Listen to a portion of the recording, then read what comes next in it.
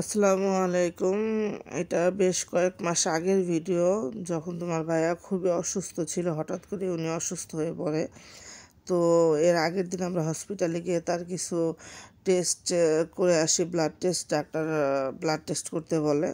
তো ওই ব্লাড টেস্টের অপেক্ষায় ওইখানে বসেছিলাম আমরা। তো আমি পাশ থেকে ভিডিও করছিলাম। তো ব্লাড টেস্ট আমাদের আশা অনুযায়ী ভালো আসেনি। ডাক্তার তোমার ভাইয়াকে তাড়াতাড়ি হসপিটালে অ্যাডমিট হওয়ার জন্য বলে, কারণ তার নিউমোনিয়া হয়ে গেছিলো। তো এই জন্য তাকে অ্যাম্বুলেন্সে করে আরেক হাসপাতালে নিয়ে যাওয়া হচ্ছিল। তো তোমরা তোমার ভাইয়ার মানে মুখ দেখে বুঝতেই পারতেছিল সে কতটা টেনশনে ছিল ওই সময়। আর এই পাশ থেকে তো আমি অনেক টেনশন করতেছিলাম। আর সে অনেকটা অসুস্থও ছিল, তার জ্বর কিছুতেই কমতেছিল না। তো তাকে অ্যাম্বুলেন্সে করে হাসপাতালে নিয়ে যাওয়া হয়, অন্য হাসপাতালে। আসলে যেখানে আমরা ডাক্তার দেখাইছিলাম ওইখানে রোগী অ্যাডমিট করা হয় না। তো ওই হসপিটালে আরেকটা শাখা মুসাফফাতে, ওইখানে বড় হসপিটাল আর কি ওইটা, ওইখানে রোগী অ্যাডমিট করা হয়। তো এই তো তোমার ভাইয়াকে অ্যাডমিট করানো হয়েছে। তো তোমার ভাইয়াকে যখন অ্যাডমিট করানো হয় আমি তার সাথে ছিলাম না, আমি আসতে পারিনি, কারণ আমাদের তো আর হাসপাতালে আসার কোনো প্রিপারেশন ছিল না। আমরা মনে করেছিলাম ব্লাড টেস্টের রিপোর্ট আসলে রিপোর্ট দেখে ডাক্তার ওষুধ দেবে, আমরা বাসায় চলে যাব। তো হসপিটালে যাওয়ার মতো কোনো প্রিপারেশন নিয়ে আমরা যাইনি। তাই এই জন্য তোমার ভাই আগে চলে আসে অ্যাম্বুলেন্সে করে একাই। হাসপাতালের লোকজন ছিল, আর আমি আবার ওই হসপিটালে অপেক্ষা করি। আমাদের এক ভাই আর কি আমাকে সে বাসায় নিয়ে যায়, কারণ ওই দিন তোমার ভাইয়াই গাড়িটা ড্রাইভ করে আসে। তো আমাদের গাড়ি সহ আমরা বাসায় চলে যাই।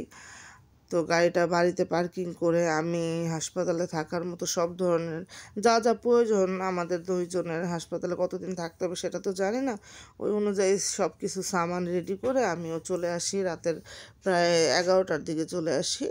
আরেকটা বাঙালি ভাই আছে আমাদের, উনি আর কি আমাকে নিয়ে আসে। তোমাদের ভাইয়া বলে দেয় আমাকে নিয়ে আসার জন্য, পরে উনি আমাকে নিয়ে আসে। আমি বাসায় এসে তাড়াতাড়ি সব কিছু রেডি করে পরে চলে আসি। আর এটা হচ্ছে আমাদের রুম, যে রুমে আমরা ছিলাম। প্রায় 3 দিন ছিলাম, 3 রাত 3 দিন ছিলাম।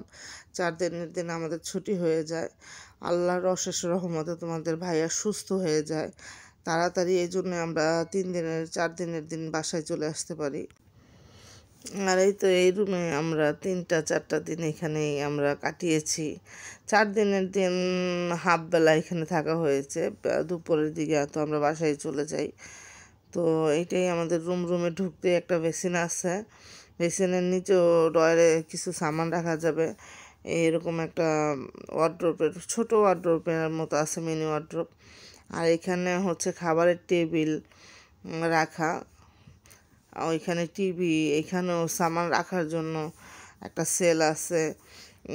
আর এই সাদাই টেবিলটার নিচে একটা ফ্রিজ আছে, মিনি ফ্রিজ। এটা আলমারি, বড় একটা আলমারি আর কি, এক পাটের, আর সামান রাখার জন্য, রোগী বা রোগীর সাথে যারা থাকবে তাদের সামান রাখার জন্য। আর আমাদের রুম থেকে এই পাশে জানালা দিয়ে আর কি ওই বিল্ডিংয়ের সম্পূর্ণ ছাদ দেখা যায়, পাশে বুর্জ খলিফা দেখা যায়। আর এই তো অক্সিজেন বা মেশিনারি সব কিছু তোমার ভাইয়ের মাথার ওইখানেই, সিটের পাশে। আর এখানে একটা বড় সোফা আছে, আমি ওই সোফাতেই থাকতাম রাতে।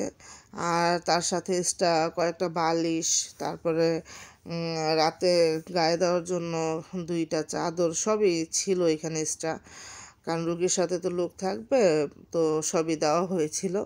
আর এই তো এটা হচ্ছে ওয়াশরুম, এখানে সকল ধরনের ব্যবস্থা ছিল, শাওয়ার নেওয়ার জন্য সব কিছুই ছিল। আর ওয়াশরুমটা বেশ বড় ছিল, ক্লিন ছিল। সবচেয়ে বড় কথা, এখানের হসপিটালগুলো খুবই নিট অ্যান্ড ক্লিন হয়। মানে আমি যেই কয়টা হসপিটালে গিয়েছি আমার কাছে খুবই ভালো লেগেছে। কোনো নোংরা বা কোনো হাইজেনিক কোনো কিছুই নেই।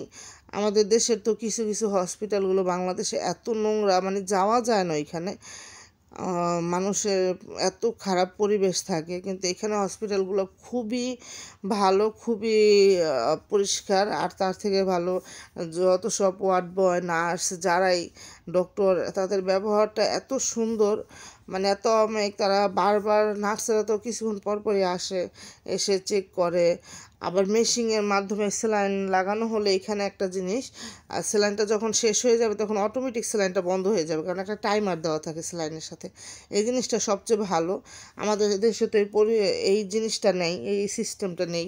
স্যালাইন লাগানো হলে দেখা যায় স্যালাইন শেষ হয়ে যায়, রুগীর স্যালাইন থেকে পরে রক্ত ওঠা শুরু করে। স্যালাইন শেষ হয়ে গেলে নার্স যতক্ষণ না আসে, যারা না বোঝে বন্ধ করতে পারে না, যারা বোঝে তারা বন্ধ করে দেয়, এই আর কি।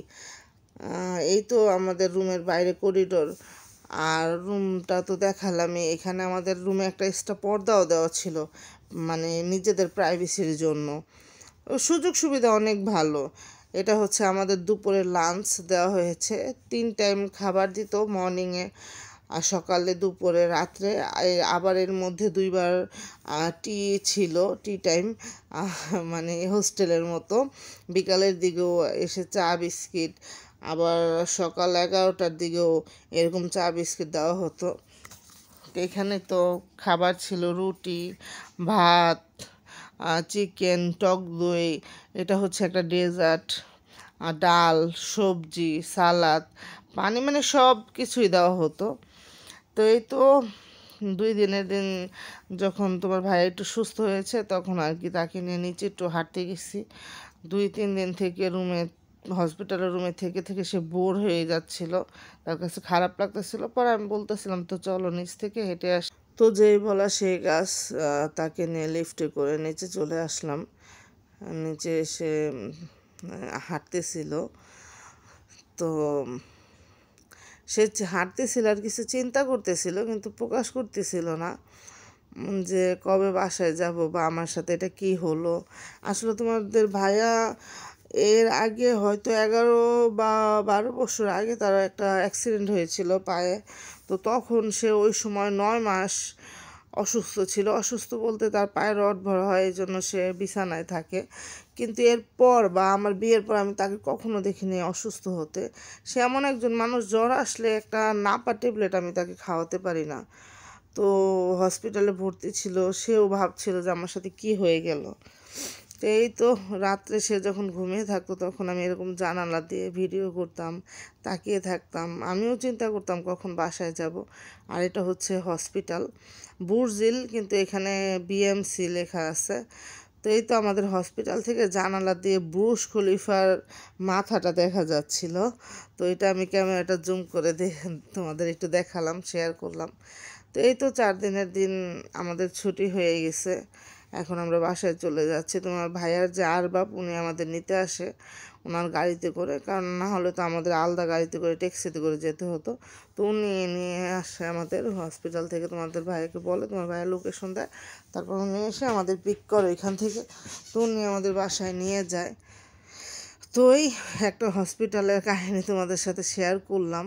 মানে নিজের মানুষ অসুস্থ না হলে ওই ফিলিংসটা আসলে কেউ বলতে পারবে না যে কতটা খারাপ লাগে। তো তোমাদের সাথে শেয়ার করলাম, মনটা আমার অনেক হালকা হলো। তো সবাই ভালো থেকো, সুস্থ থেকো, আমাদের জন্য দোয়া করো, তোমার ভাইয়ের জন্য বিশেষ করে দোয়া করো, আল্লাহ যেন তাকে সবসময় সুস্থ রাখে, ভালো রাখে। আর আমার ভিডিওগুলো তোমাদের কেমন লাগে, ভালো লাগলে জানিও, কমেন্ট করো। বাই।